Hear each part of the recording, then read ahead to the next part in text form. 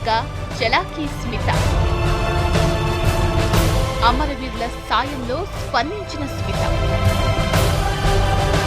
ప్రభుత్వ అజెండా అమల్లో నిక్కచ్చిగా ఉండే స్మిత. పోస్టింగ్లోకొచ్చిన కొన్నాళ్లకే చాలా కోణాలు కనిపించాయి. ఇలా కలెక్టర్ అంటే ఏదో బ్యూరోక్రాట్గా పెత్తనం చెలాయించడమే, అధికార దర్పం చూపించడమే అని అనుకోని అతి కొద్ది మందిలో ఒకరు స్మితా సబర్వాల్.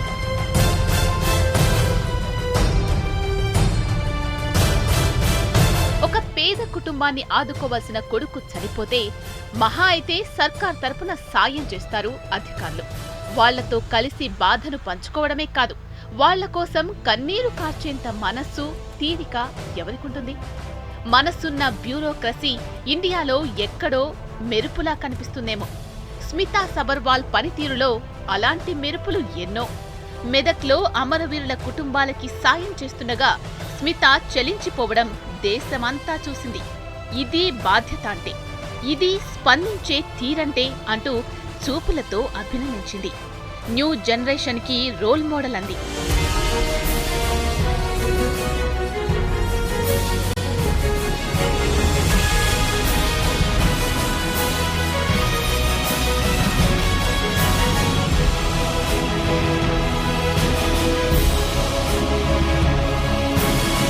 ఇలా చెప్పొచ్చంటారు స్మిత పనితీరును దగ్గరగా చూసిన వాళ్ళు.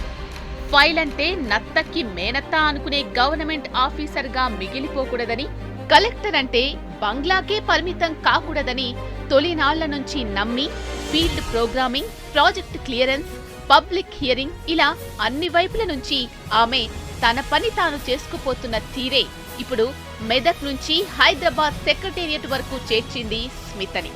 మరో బ్యూరోక్రాట్ కైతే మరింత సమయం పడుతుంది ఈ జర్నీకి.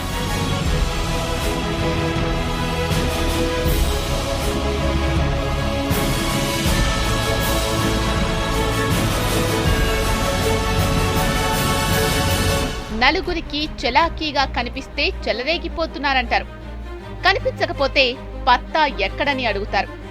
కదిలితే తప్పు, మెదిలితే తప్పు అన్నట్లు ఉంటాయి కొందరు చూపులు. ఒక ఆంగ్ల పత్రిక అలాగే వ్యవహరించి వ్యక్తిగత ప్రతిష్టను దెబ్బతీసిందంటూ స్మిత చేస్తున్న న్యాయ పోరాటం దేశవ్యాప్తంగా చర్చకు తెరలేపుతోంది. తన పనితీరుపైన, తన వ్యవహార సరళిపైన అభ్యంతరకరమైన రీతిలో పత్రిక రాసిందని, కార్టూన్ గీసిందని స్మిత సంజాయిషీ కోరుతున్నారిప్పుడు.